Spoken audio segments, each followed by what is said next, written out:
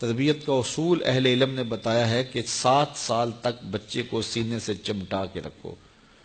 7 سال سے لے کر 14 سال تک بچے کو غلام بنا کے رکھو.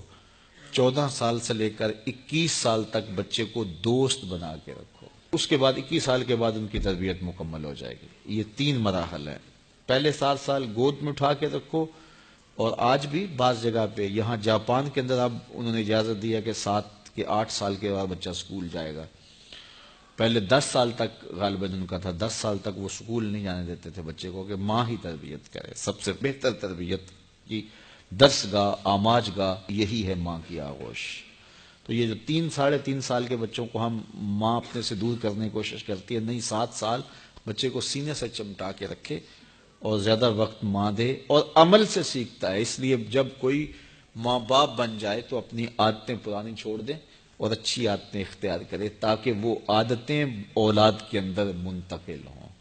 الوالد سر لابیہ، عمومی قاعدہ یہ ہے کہ والدین کا عکس ہوتی ہے اولاد، والدین کا راز ہوتی ہے اولاد. بہت سارے لوگ آتے ہیں ہمارے پاس، جناب یہ ہمارے بچوں کو کوئی تعویذ دے دو، کوئی ان کے لیے دم کر دو، ان کو اپنا مرید بنا لو، ان کو اپنے پاس رکھ لو، ان کو اپنی صحبت میں رکھو. یہ نماز بھی نہیں پڑھتا، چلو ہم نہیں پڑھتے تو یہ تو پڑھے. تو میں کہتا ہوں جب آپ نہیں پڑھتے تو یہ کیوں پڑھے؟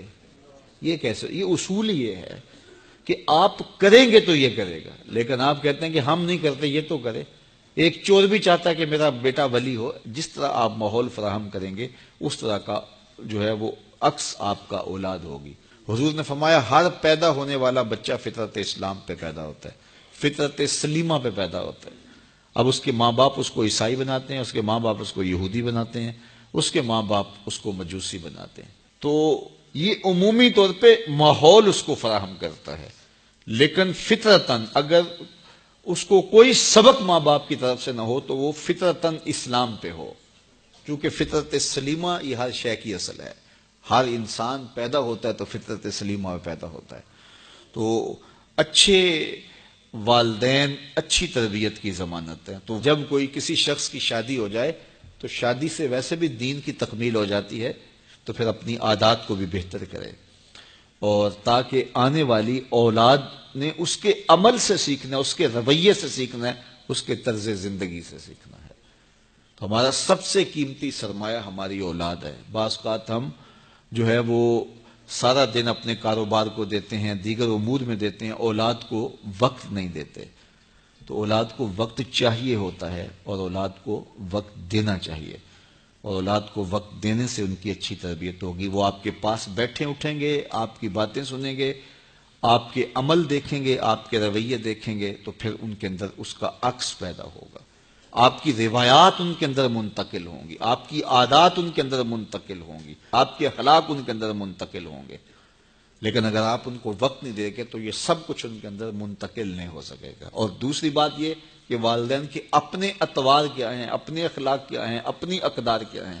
اگر وہ صالح ہیں تو صالح منتقل ہوں گی، اگر وہ صالح نہیں ہیں تو پھر جو ان کی عادات ہیں وہ ان کے اندر منتقل ہو پائیں گی. تو اس لیے ہمیں اولاد کی تربیت کرنے کے لیے سب سے پہلے اپنا جائزہ لینا ہوگا، اور پھر اس کو اولاد میں منتقل کرنا ہوگا. یہ کوئی ایسی گولی نہیں ہے کہ جو ہم خود نہ کھائیں اور ان کو کھلا دیں اور ان کو شفا ہو جائے.